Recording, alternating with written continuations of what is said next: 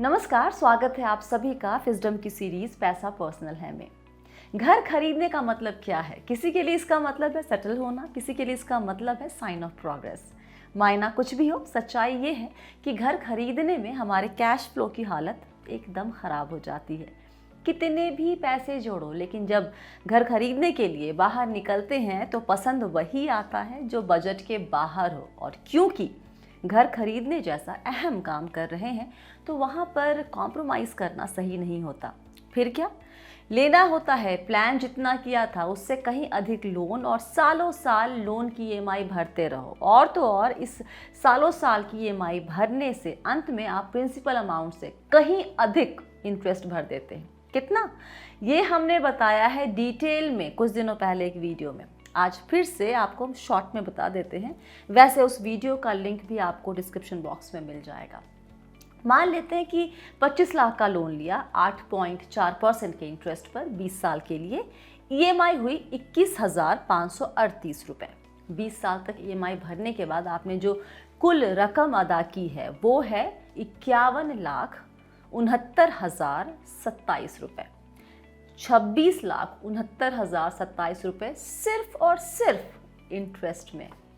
अगर 50 लाख का लोन लिया 8.4% इंटरेस्ट पर 20 साल के लिए तो आपकी ईएमआई आती है 43,075 रुपये की। कुल रकम भरी आपने 1,03,38,054 रुपये की। 53 लाख का इंटरेस्ट, वो भी 50 लाख के लोन पर, मतलब टू मच हो गया। क्या कोई तरीका है कि आप इस पैसे को रिकवर कर सके? रिकवर का मतलब कोई आकर अलग से पैसे नहीं देगा कि भाई तुमने तो बहुत सारे पैसे इंटरेस्ट के तौर पर दे दिए हैं, ये रख लो हमारी तरफ से।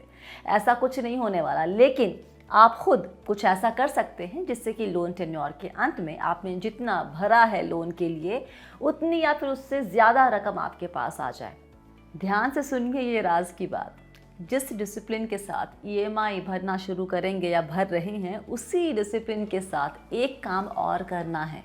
एक एसआईपी शुरू करनी है। हाँ, वही एसआईपी म्यूचुअल फंड वाली, मतलब सिस्टमेटिक इन्वेस्टमेंट प्लान। और उस एसआईपी की अमाउंट होगी ईएमआई की रकम के 9 से 10% के बराबर की। और एसआईपी की टेन्योर होगी लोन के टेन्योर के बराबर। अब ये एसआईपी कैसे आपको लोन अमाउंट रिकवरी में मदद करेगी, ये हम समझेंगे एक बहुत ही आसान से कैलकुलेशन से। इस कैलकुलेशन में हम लोन अमाउंट मानकर चलते हैं 1 करोड़ की, इंटरेस्ट रेट 8.5%, लोन टेन्योर 30 साल, ईएमआई आपकी आएगी 76,891 रुपये। और आप पूरे लोन टेन्योर में कुल राशि जो भरेंगे वो होगी 2,76,80,886 रुपये की। इस राशि में आपने इंटरेस्ट कितना भरा? चलिए बताइए, गेस कर लीजिए। कोई नहीं, हम बता देते हैं। आपका पेमेंट टुवर्ड्स इंटरेस्ट है 1,76,80,886 रुपये।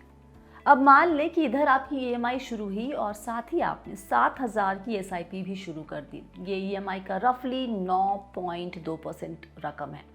आपने ये 7,000 की एसआईपी 30 साल के लिए की, जो आपके लोन का टेन्योर भी है। और मान लें कि इस 7,000 की एसआईपी पर आपको 13% का रिटर्न मिला, तो 30 साल के बाद आपके निवेश की वैल्यू हो जाएगी 3,09,44,528 अप्रॉक्सीमेटली।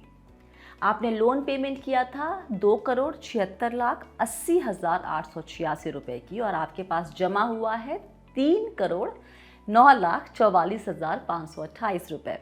तो अगर इस जमा राशि में से सिर्फ इंटरेस्ट पेमेंट ही नहीं बल्कि टोटल पेमेंट भी निकाल देंगे तो आप 30 साल के बाद 32,63,642 रुपये के सरप्लस पर हैं। Thus, some discipline in setting aside a small portion of your income along with your EMI payments can go a long way in offsetting the interest payment made over the years. अब आप कहेंगे कि ये सब सुनने में तो बहुत अच्छा लगता है, लेकिन असल में हालात बहुत अलग होते हैं।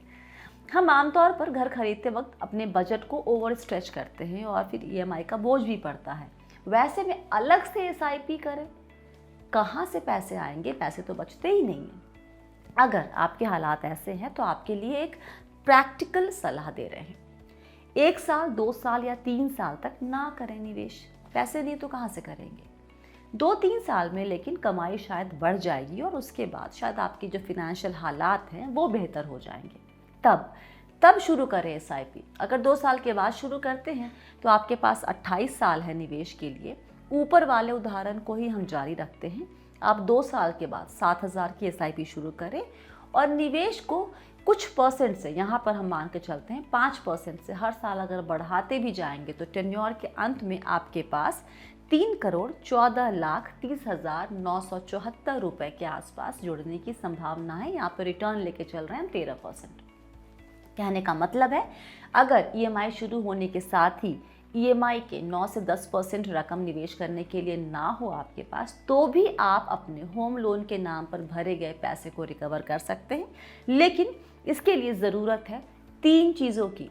पहली, ईएमआई के 9 से 10% बराबर की रकम, जो भले ही आप पहले साल में भी ना करें, दूसरे साल में भी ना करें, तीसरे साल से शुरू करें, लेकिन ईएमआई के 9 से 10% बराबर की रकम। दूसरी, निवेश की नीयत। अगर नीयत ही नहीं होगी तो क्या ही करेंगे, पैसे होंगे तो भी आपके पास ही पड़े रहेंगे या फिर आप खर्च कर देंगे।